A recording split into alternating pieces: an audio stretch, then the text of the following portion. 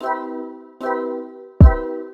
let's get into exactly what's going on with Bob Iger and how he recently was forced to resign due to the Snow White drama, due to the Snow White backlash and the box office collapse, and a lot more catered to that. The board believes that Iger made DEI too obvious in their properties to the point that their ideology was too upfront and created mainstream backlash. Now, there are already 3 in the roster to take over Bob Iger as Disney's CEO. However, the twist here is that they are still looking for a CEO that would utilize DEI in a more careful and calculated way, regardless of Disney being investigated by the FCC. Rachel Zegler just accomplished what industry insiders thought impossible, potentially triggering a corporate implosion at Disney so catastrophic it could force CEO Bob Iger out the door months before his planned retirement. This isn't speculation about some distant future.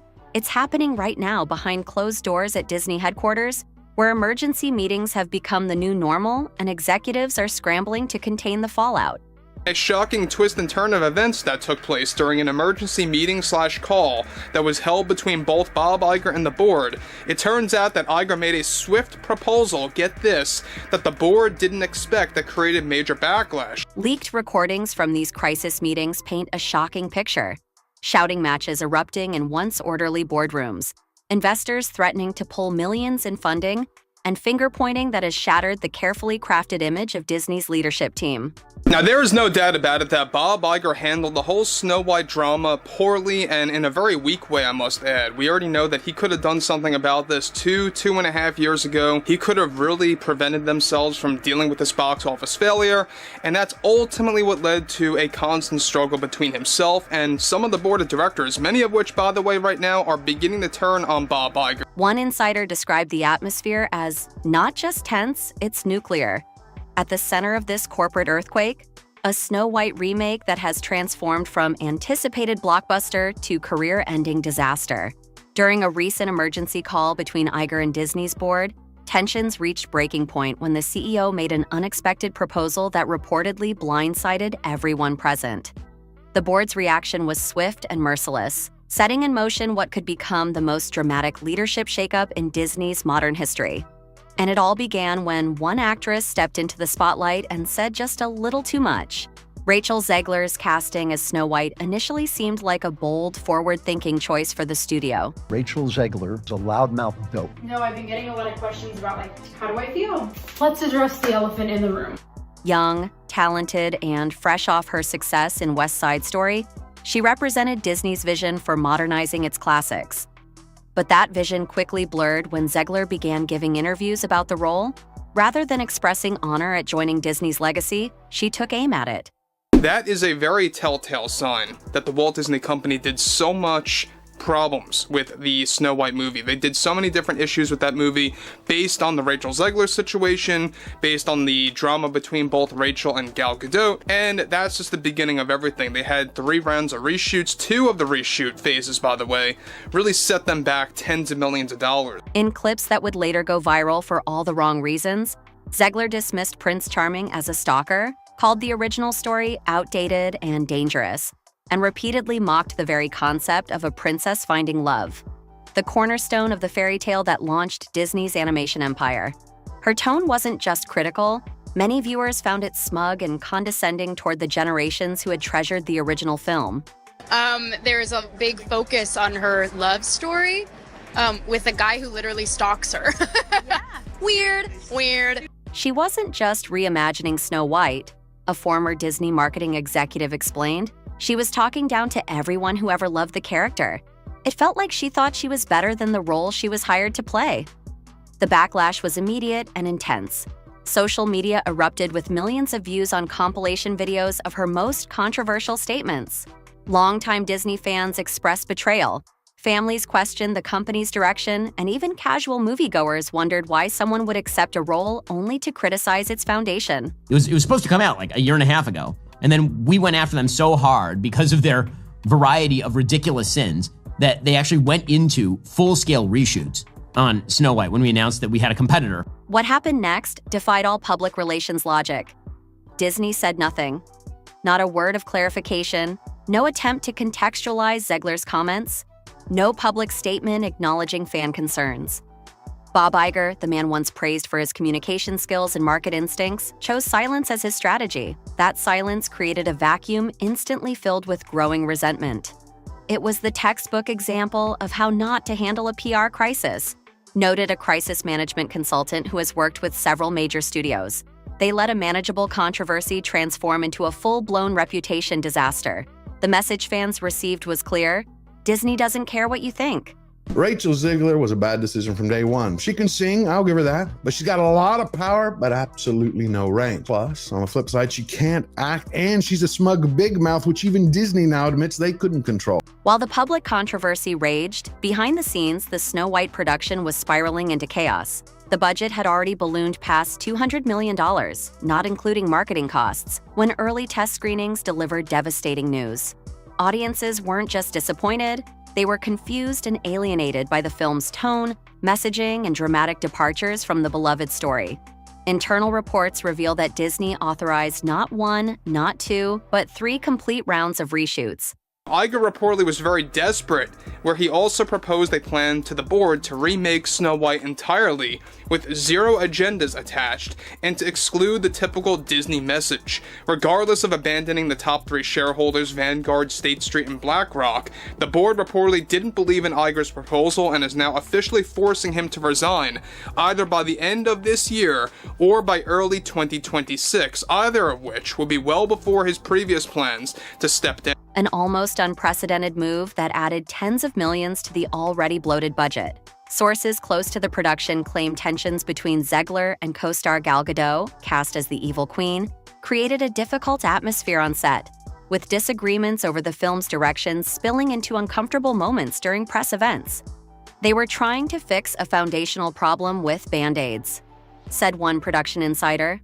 The core issue wasn't the execution, it was the concept. And this is exactly why I always call him Bob Iger. He's gonna lie, he's gonna say whatever he has to say to gain the trust of shareholders, customers, to string them along into the following year. He will do whatever is possible to allow people to believe in him. And that's why you have him going into damage control over Snow White, saying all these nonsense things about how there's no ideology there's no message that's being thrown around in the movie at all, that people are crazy, that people don't even know what the word agenda even means, all these nonsense. They'd strayed so far from what made Snow White magical that no amount of reshoots could bring that magic back. The studio's solution followed a familiar pattern. Delay the release, rework the most problematic scenes, then delay again. Each announcement further damaged public perception, creating the impression of a troubled production desperately trying to save itself. By the time the film finally limped into theaters, audience expectations were rock bottom. Then came the knockout punch. Snow White's dismal $160 million global box office performance wasn't just disappointing, it was catastrophic for a film with such an enormous budget and marketing campaign. Making the failure even more painful, Minecraft. The movie launched shortly after and dominated the family audience, pulling in over $300 million in its opening weekend alone. The contrast could not have been more stark. And when you compare the two, Snow White, $160-some million at the box office worldwide, abysmal by the way, for a Disney movie at that. And then you look at a Minecraft movie, which got well over $300 million worldwide in just its opening weekend. A fun, straightforward family film with 0 controversy completely overshadowed Disney's carefully crafted remake. The humiliation was total. Headlines around the world declared Snow White a failure. Critics panned it as soulless and confused, and social media erupted with memes mocking the film as the perfect symbol of everything wrong with modern Disney. For a company built on fairy tale success stories, this was a nightmare with no happy ending in sight. The studio released their Snow White remake starring Rachel Zegler, and in the process shattered more little girls' dreams than Harvey Weinstein. That's why no one bothered to show up. Empty theaters across the country tell the true story about this crime against cinema. Enjoying the vibe and excitement of the streets of London. It was against this backdrop that Bob Iger found himself fighting for his professional life during an emergency board call that insiders describe as the most tense corporate meeting I've ever witnessed. Visibly rattled according to those present, Iger made a stunning proposal. Extend his tenure as CEO through 2028, 2 full years beyond his previously announced retirement date of 2026. His pitch included a bold pledge to remake Snow White yet again, but this time the right way, without what he described as distractions or modern reinterpretations. Iger reportedly promised a return to Disney's storytelling roots with clear heroes, heartfelt romance, and timeless charm that unites audiences rather than divides them. It was essentially an admission that the strategy he had championed had failed spectacularly. The board's response was brutal. According to multiple sources with direct knowledge of the call, more than 80% of board members immediately rejected Iger's proposal.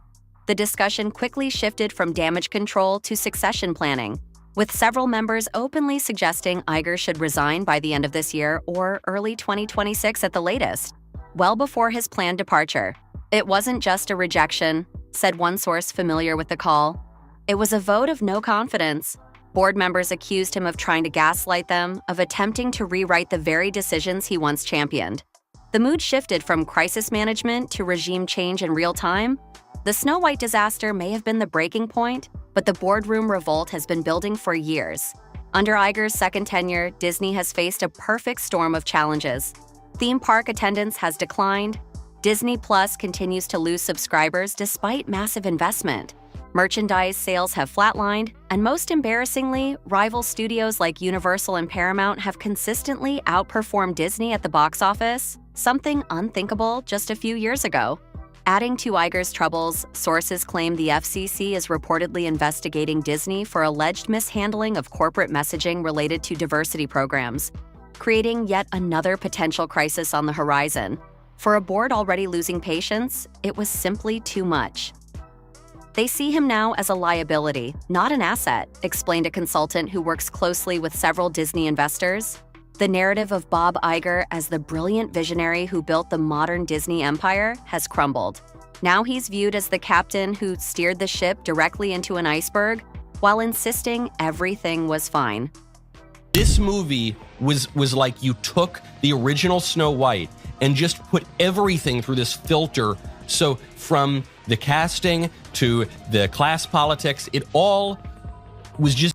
As the board begins the process of forcing Iger's exit, industry insiders report a strategic shift is already underway. 3 potential CEO candidates are reportedly being considered, with a clear mandate: focus on storytelling first, messaging second. The board isn't abandoning diversity or inclusion, but wants a more subtle, story-driven approach that doesn't alienate core audiences. Multiple projects described as agenda-heavy have reportedly been shelved in recent weeks as Disney pivots toward what one executive called 4-quadrant films, movies designed to appeal to all demographic groups without political or ideological overtones that might divide audiences. Iger, according to those close to him, is furious at what he views as betrayal. After returning as CEO in 2022 with promises to stabilize Disney following Bob Chapek's controversial tenure, he believed he deserved one last chance to correct course. Instead, he's facing the humiliating prospect of being forced out with his legacy in tatters. He built Disney into a global powerhouse during his first run as CEO, noted a former Disney executive. Now he might be remembered as the man who lost the magic, the leader who confused modernization with alienation and paid the ultimate professional price.